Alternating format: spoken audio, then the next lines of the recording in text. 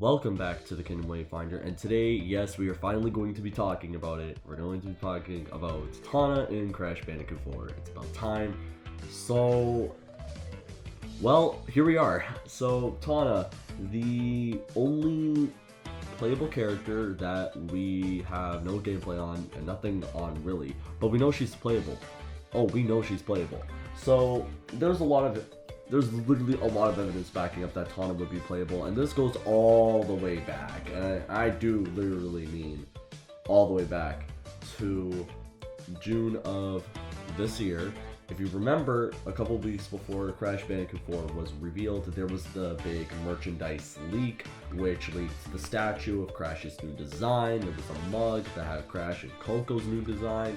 There were the pins that had Cortex and Engine's new designs. And then there was other two pins that had Dingodile and Tawna's new designs.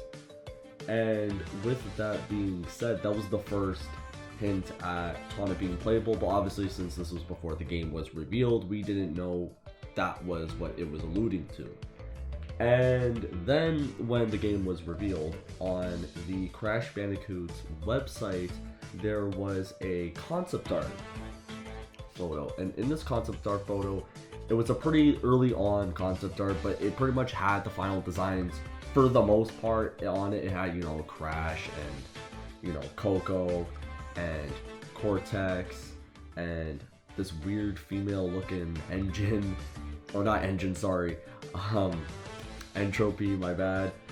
And, also had Dingodile and Tawna, and it had the quantum masks and a different design of Lonnie Loli. Obviously this was way earlier on in development, but the other designs pretty much seemed final. And with that being said, what's significant about this is the fact of the matter is that it's all the playable characters in that screenshot. Obviously we don't know if that female looking Entropy is playable, or if that was just an early on design of Entropy that just looks really weird, but regardless, with that being said, it's all of the playable characters in the game. Crash, Coco, the quantum masks, which are not playable, but they're technically playable. It's weird.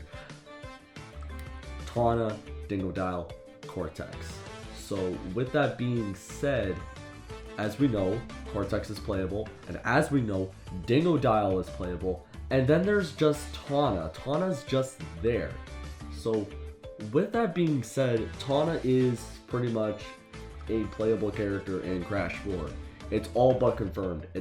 At this point of us finding out through Toys for Bob and Activision, it's a matter of when, not if. So with Tawna being playable, what is her significance in the story? We know that she's gonna have her own thing going on, obviously, because Dingodile has his own thing going on, because his is more of a revenge story, because with his story, it's, as we know, his diner was destroyed, and he's out for revenge, but he got sucked into another dimension because, well, he did. So, with that being said, what's Tawna going to do in the game? What is her role, essentially? That is the big point to this. And honestly, with Tawna, it's really, really weird. I don't really know what to say, how she's going to work with this. If I was a gambling man, I'd say, the pirate level that we saw quite a few times. Now, I think Tawna's going to be around that act of the game, which to me, that act of the game looks near the beginning.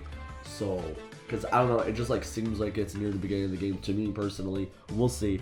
So anyways, will Tawna be playable? Yes, Tawna is going to be playable, and if for some stupid reason, if not playable, then has a big significance and role in the story because she's obviously there. So let me know what you guys think about Tawna in Crash 4, if you think she's going to be playable, if she's not going to be playable, and if she is going to be playable, what's her moveset going to be? Because honestly, I don't know. I really do not know what her moveset's going to be. So like this video if you enjoyed it, subscribe if you haven't already, and I will see you all in the next one.